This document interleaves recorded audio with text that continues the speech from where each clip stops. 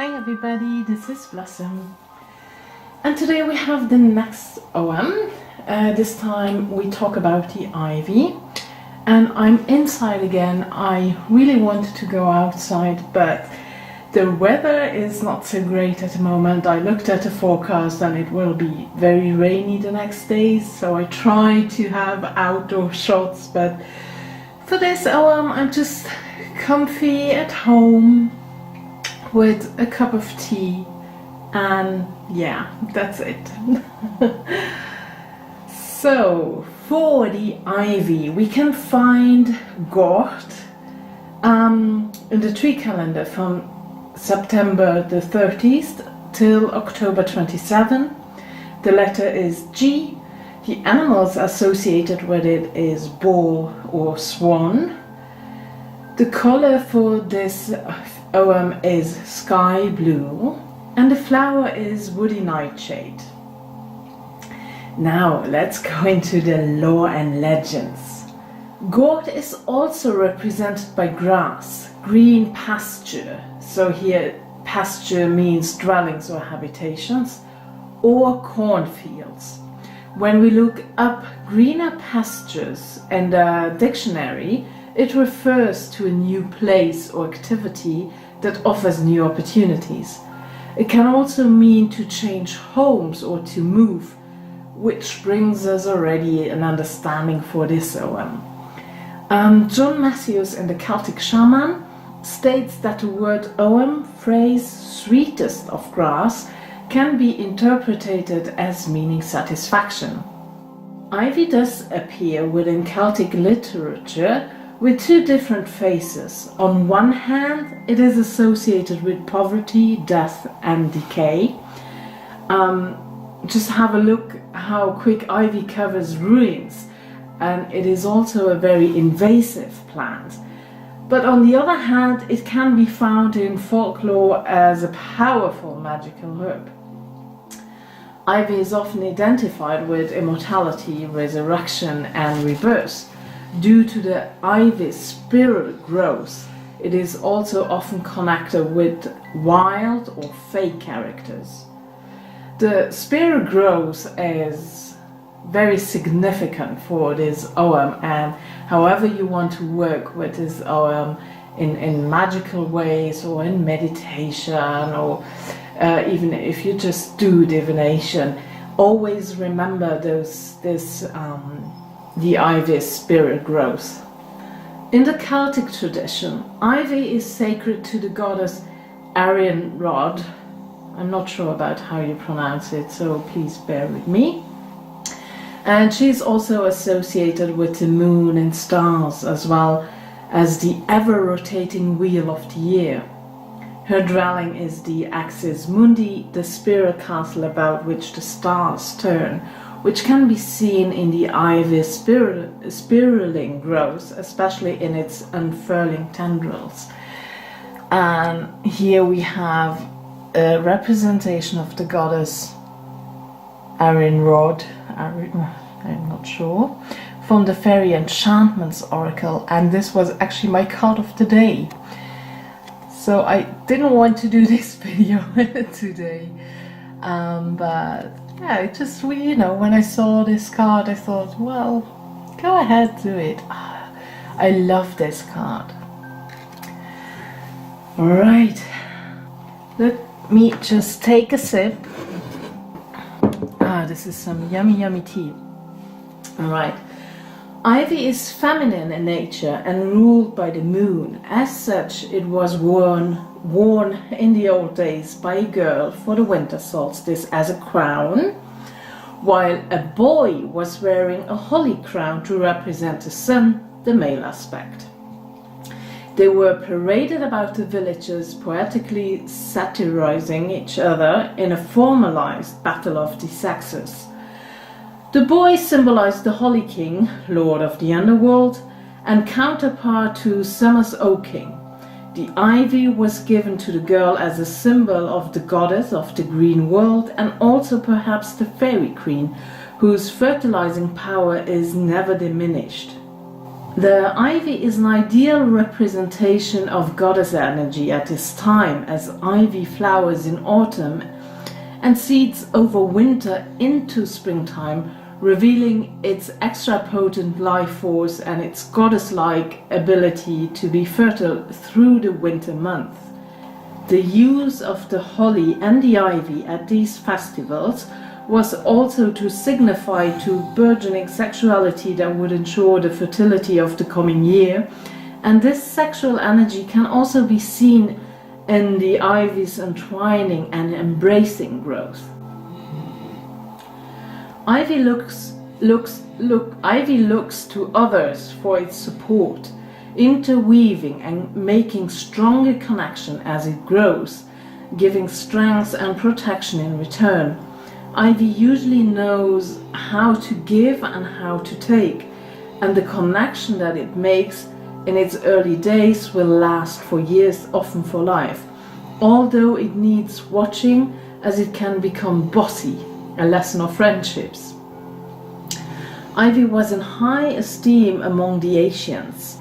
Its leaves formed the poet's crown as well as the wreath of Bacchus, to whom the plant was dedicated. It is often the tree of underworld gods like Dionysus.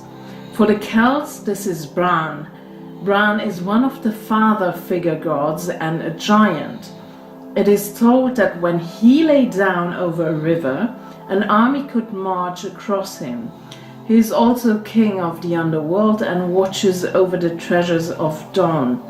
These treasures are the animals, plants, insects, birds, and the fabric of life itself on the earth.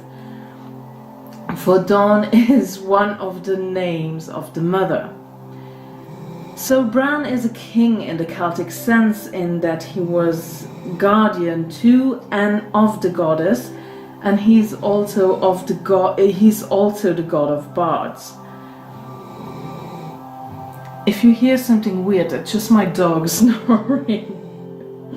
We are told by old writers that the effects of intoxication by wine are removed if a handful of ivy leaves are bruised and gently boiled in wine and drunk. Please do not try this at home. I take no responsibility for that action. Okay, that's now everything a bit for the lore and legend. Is more, especially when you look up Dionysus,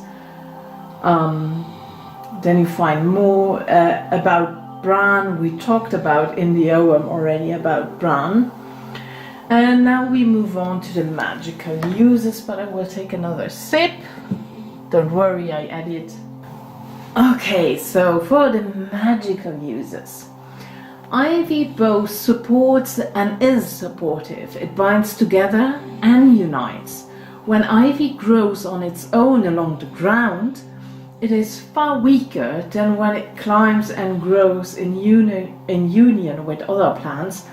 And this is a good lesson for people who are similar, weakened by isolation and enriched by living as part of the community. Ivy can be used for developing wisdom in social situations and to harmoniously bind communities. It assists with connectivity and group matters. It teaches us that we need each other's support and shelter, and also reminds us that this is a two-way process between people and energies that needs to be carefully regulated, lest the power of the ivy burdens its host or wilt and weaken all alone. In the older days, ivy was thought to protect cattle from enchantment by fairies, and it was worn by the milkmaids for the same reason. You can carry an ivy leaf in your pocket or tell the plant your concerns if you feel socially awkward. Ivy is known to grow up the outside of the home, to act as a guardian and protector, and to bind the family together. It is worn or carried by brides to bring luck to the marriage, and it is a symbol of friendship and fidelity. Holly and ivy were put together to symbolize man and woman, bringing peace to a household at Christmas. But I guess that will, sorry, that will be, you can do that at any time of the year. You could also bind together a twig of ivy, female, and a twig of holly, male, with red wool, ribbon or thread, to make a love talisman, which will bring fidelity and good luck, or you could make it, when you know somebody who gets married, as a little wedding gift. Because of ivy's tenacity to cling walls, it is a perfect component in binding and friendship spells.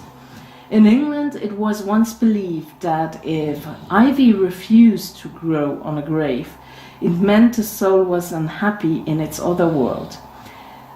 But another belief was that if ivy grew upon a young woman's grave, it meant that she died of a broken heart. And this is, again, a very regional belief, I guess.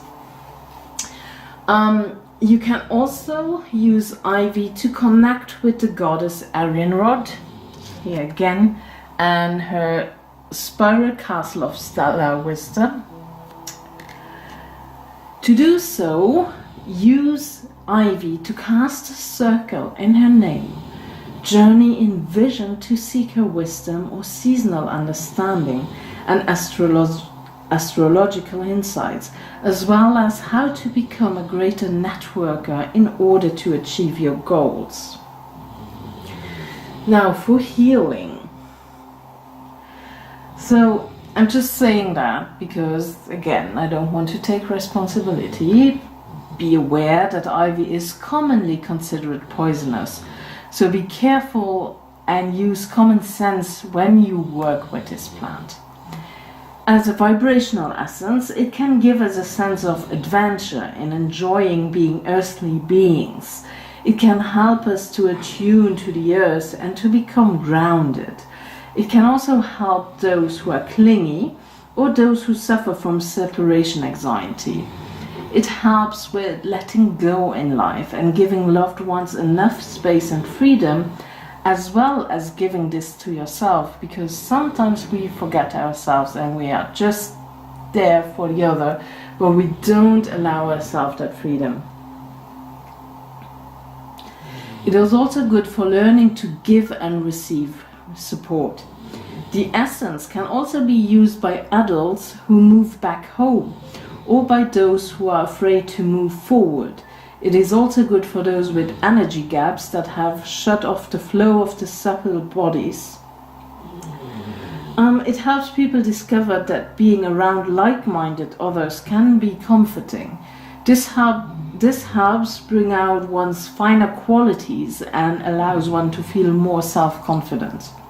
It aids those who have great difficulty dealing with the harshness of the world and retreat into physical or emotional isolation. It is an essence for those times when self-doubt, overwhelm, anxiety or despair surface, when all decisions seems impossible to make because you are feeling so scattered, and when you feel that there is no way forward. And we go already to the last part, the divination meaning. When you get it in a reading. When you get the ivy in a reading, the stave, it is no time to be alone or to isolate yourself. Visit with others and know that good support is available. Recognize that group unconsciously has an influence on you. Absorb and go inside your deepest inner being to learn more about your inner and outer nature.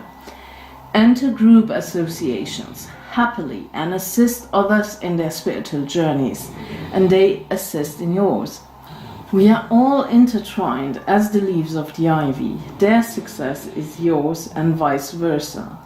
Its spiral form reminds us of our soul's journey through infinity and the balance between the self and the whole or the collective.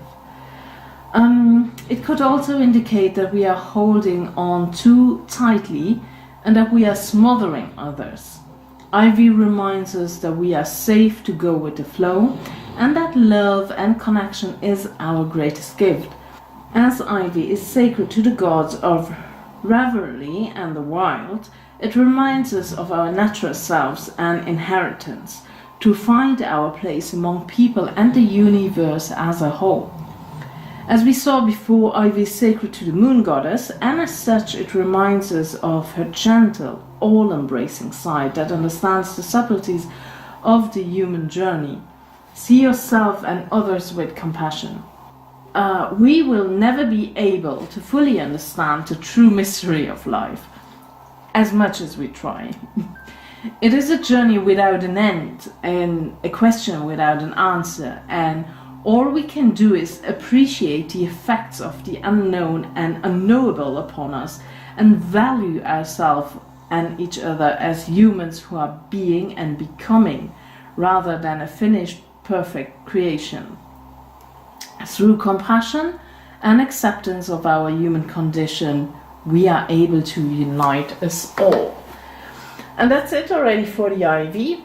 I hope this was helpful. As always, you can find this text on my homepage.